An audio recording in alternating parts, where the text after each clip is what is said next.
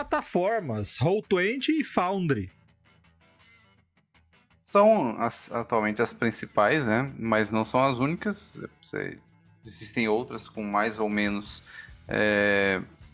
graus de complexidade e de recursos. Mas eu acho que com o advento com a situação de pandemia que a gente viveu, eles acabaram fortalecendo tem a sigla VTT, né, de Virtual Tabletop, ou mesa de jogo virtual. Acabaram se fortalecendo por conta da situação que a gente vivia, de não poder se encontrar, não poder ter eventos presenciais. Então, houve um esforço maior em conseguir jogar de maneira satisfatória online. E aí, essas plataformas foram desenvolvidas e elas hoje permitem que você jogue de maneira virtual pela internet, tal qual fosse um jogo de PC, com alguns recursos, como se fosse um jogo de computador. Tem o seu boneco lá, né, o seu personagem, que você consegue movimentar ele em um mapa. O mestre pode disponibilizar a trilha sonora. As regras já estão implícitas normalmente dentro do sistema. E aí tanto o Foundry quanto o Roll20, eles são sistemas que não são dedicados exclusivamente a um sistema de RPG. Então eles são uma plataforma, mas você pode, como se fosse um videogame, inserir, eu ia falar cartuchos, né? Inserir cartuchos nele com diferentes sistemas. Para quem não sabe, cartucho hoje em dia é substituído por DVD ou comprar o jogo pela loja virtual. Mas você pode colocar sistemas diferentes dentro dele e que ele vai adaptar as regras para aquele sistema. Normalmente é feito por fãs, a maioria é feito por fãs, mas muitos dos sistemas hoje em dia já estão contratando pessoas para que tenham o seu módulo oficial. O próprio D&D oficializou, né, Marcelo, o sistema dele dentro do Foundry, até muito pouco atrás não era oficial, por conta de uma questão que ele tinha os interesses lá de criar o próprio VTT. Eu não sei se não existe esse interesse por parte deles, mas muitas empresas estão seguindo esse caminho de oficializar seus módulos, tanto no Foundry quanto no Roll20. Qual que é a diferença? O Foundry, ele pague para usar. Você compra ele custa $50 a licença dele, e ele é seu para sempre. Você pode ter acesso a tudo que ele tem a oferecer. Existem maneiras diferentes de hospedar um jogo, e aí, não vou aprofundar aqui em funcionamento do software, e aí você pesquisa na internet e depois descobre como é que ele roda. Mas nem tudo nele também, depois de comprado, é gratuito. Existem muitas opções pagas dentro dele, no sentido desses sistemas que eu falei. Às vezes você tem o SDR do sistema, que é a parte básica dele, gratuita, mas se você quiser ter um bestiário com as imagens dos monstros e todas as fichas prontas, etc., você compra esse módulo separado. O Pathfinder é assim, por exemplo. Ele tem um SDR dentro do Foundry gratuito, mas para você ter um bestiário com todos os tokens dos personagens, dos monstros, você paga por fora. O Roll20, no entanto, ele tem uma opção gratuita de jogar. E ele tem um modo premium lá, que você paga mensal, para ter acesso a coisas a mais dentro do software. Eu nunca usei muito o Roll20, só na época que eu estava decidindo qual plataforma ia usar, eu optei pelo Foundry, então eu comprei licença. O Vermelho jogou mais o Roll20 na época que ele começou a mestrar online. Então, eu acho que ele chegou inclusive a pagar, né? Acho que não sei se o Marcelo também jogou, mas eu acho que também chegou a pagar durante um tempo. Eu paguei no comecinho, né? Que dava acesso a mais coisas dentro dele. E acho que é iluminação dinâmica, algumas coisas a mais, sim, que não são 100% necessárias para você conseguir jogar. Você ainda consegue jogar perfeitamente dentro do sistema gratuito dele. Tem muitos jogos lá que acontecem no Roll20 gratuito. Então, se você não tem não tenho grana para poder comprar um software de $50 para jogar, ou outras coisas que ainda acabam custando, tipo, para hospedar em um servidor ou alguma coisa assim, se você precisar. Então, você tem a opção de jogar de maneira gratuita nessas plataformas. Existem outras plataformas mais simples ainda, como o Bear Rodeo, que é basicamente só um rolador de dados com mapazinho que você consegue usar. Tem o Founder, ou o Discord, que a gente já falou, né? Que tem essa possibilidade. Mas o grande chamariz dessas plataformas é principalmente a influência visual que ela traz no seu jogo. Como a gente estava falando que antigamente a gente usava lona escrito com canetinha, tampinha como token, esse tipo de coisa. Num cenário desse, numa plataforma dessa, você vai poder usar os mapas que o Marcelo falou, que podem ser feitos por você, comprados ou baixados gratuitamente na internet, e eles estarão ali representando o mapa de onde a aventura está acontecendo. Então ela pode ser muito mais imersiva porque os jogadores conseguem visualizar de maneira mais clara onde eles estão. É um mapa de uma floresta, tem uma floresta lá com todos os caminhos, os quadradinhos onde eles podem passar, o token dos inimigos, eu sei que aquele inimigo tá ali, eu sei qual que é a cara daquele inimigo. Sempre que a gente enfrenta alguém na aventura da Forja da Manhã, o Marcelo disponibiliza a imagem dele, ó, vocês estão vendo isso daqui. Isso economiza a descrição.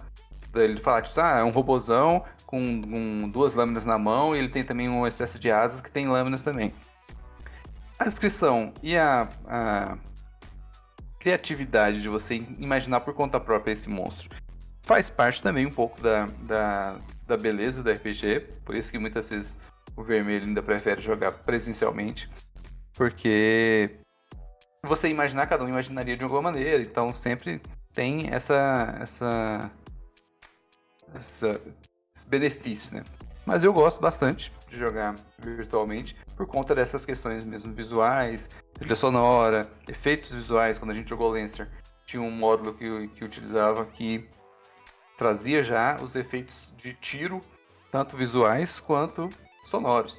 Então, automaticamente, quando os meninos davam, vou dar um tiro de laser naquele outro robô, saía o tirozinho, como se fosse um videogame mesmo, com um barulho, piu, piu, piu, e ia a imagenzinha do laser indo, saindo do seu bichinho e chegando no outro bichinho. É muito legal quando você vê isso acontecendo.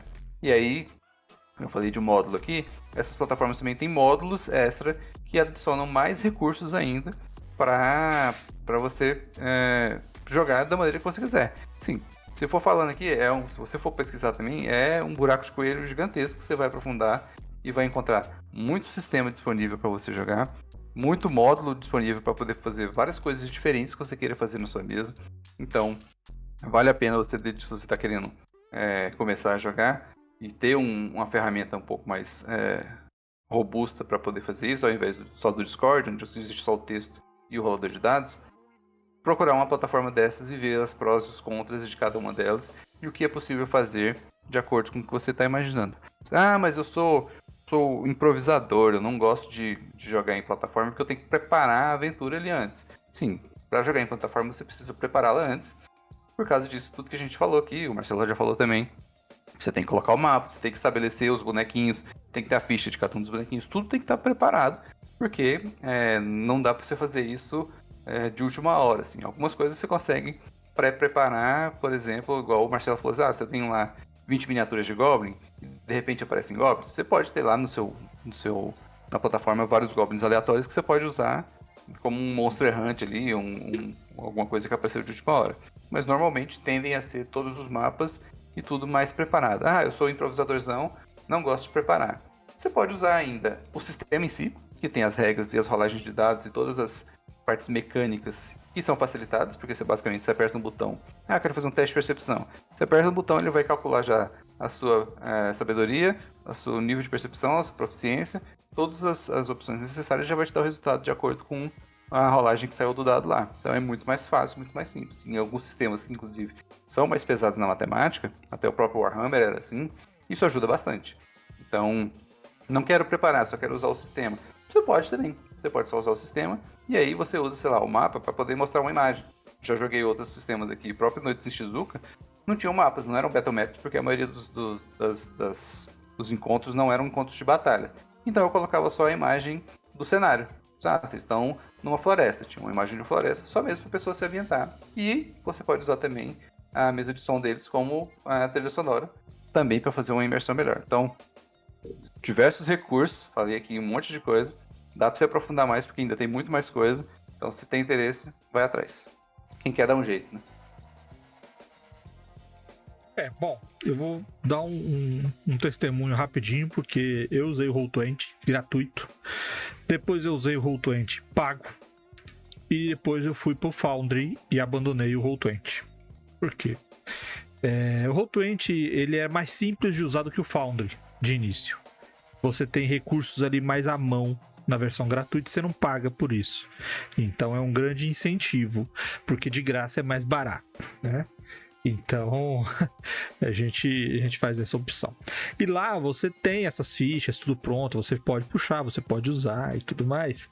E tem uma coisa legal no Roll20, que é, eu, que não manjo de programação nada, eu assisti um vídeo de 7 minutos, 10 minutos no YouTube, e comecei a fazer uma ficha para o mistério dentro do Roll20. Com toda a programaçãozinha de rolagem de dado automático, papapá, de acordo com os elementos da ficha. A versão grátis dá mais trabalho. Por quê?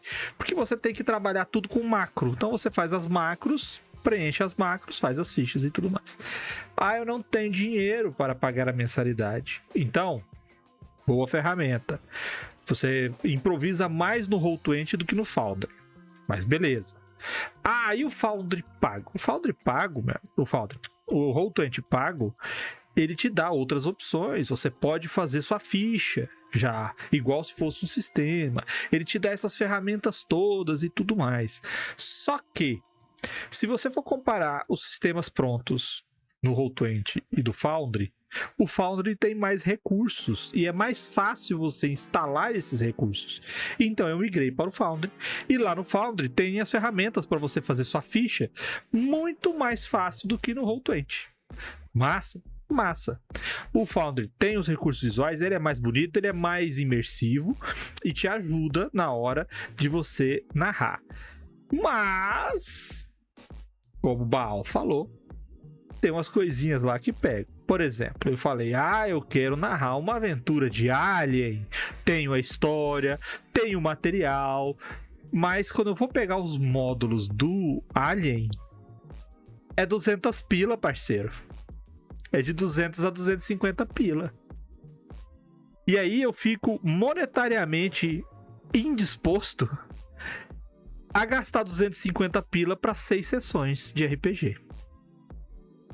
Então eu prefiro, muitas das vezes, pegar o sistema que eu tenho, eu comprei o sistema, e narrar presencialmente, do que eu ter que comprar também o sistema pelo Foundry, gastando 200 conto, para poder narrar e transmitir, porque eu narro muito mais presencialmente do que online.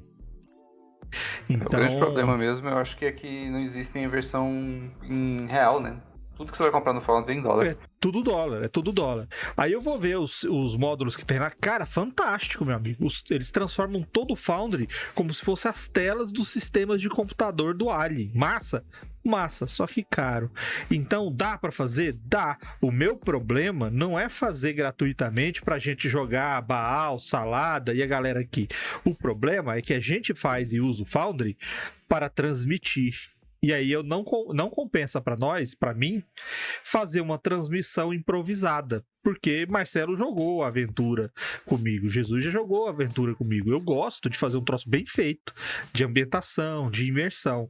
E eu não vou fazer um troço largado e solto do Alien, que é uma das histórias que eu mais gosto. Então, infelizmente, eu não sei se eu conseguirei narrar por esse empecilho. Por quê? Porque a desvantagem do Foundry é que se não está lá, disponível para você, vai estar numa versão cara, porque é dólar. Eu passei por esse mesmo processo com o Roll20, comecei legal, funciona bacana, baratinho, depois eu fui lá, paguei para ver um período, narrei o Verde Púrpura no começo, eu acho que até assim, a quinta, sexta, se brincar, até a 10ª sessão do Verde Púrpura, talvez, naquela, mais ou menos por ali, era no Roll20 ainda, depois é que eu fui migrar pro Foundry. E eu gosto muito do Foundry, justamente por causa dos módulos, porque tem muito módulo gratuito. Eu acho que essa é uma vantagem, sabe? E é o que eu falei, aquela dica que eu dei sobre mapa, de você usar os mapas e tal, se você tiver grana, cara, você vai no mercado do Roll20, porra, 1 bilhão de mapas. É, Você vai ver que prontinho. rotineiramente, quando você for pesquisar mapa no Google, você vai aparecer uns resultados, você vai olhar e falar assim, caralho, que mapa foda. Você vai clicar e, oh, não, é no Marketplace do Roll20. Porque o cara faz pra vender lá. E aí é tipo, é 2, 3, 4, 5 dólares o pack? Sim, eles são 25 reais pra um mapa que às vezes você vai usar numa sessão. E aí você não quer gastar esse dinheiro. Então eu acho que tem um diferencial, que é isso que o Vermelho falou, realmente é um problema. Às vezes o material, se não tá gratuito no Foundry, é caro pra fazer. Mas por outro lado, na maior parte das vezes, eu tenho mais facilidade de usar o Foundry com conteúdo barato do que ter que ficar alocando conteúdo gratuito no Roll20. Eu acho que o Roll20 tem Sim. essa vocação para você comprar coisas para adicionar ali, e aí não funciona tão bem para mim. E mecanicamente falando, eu gosto mais do Foundry. Eu acho o Foundry ainda mais intuitivo do que o Roll20, por exemplo.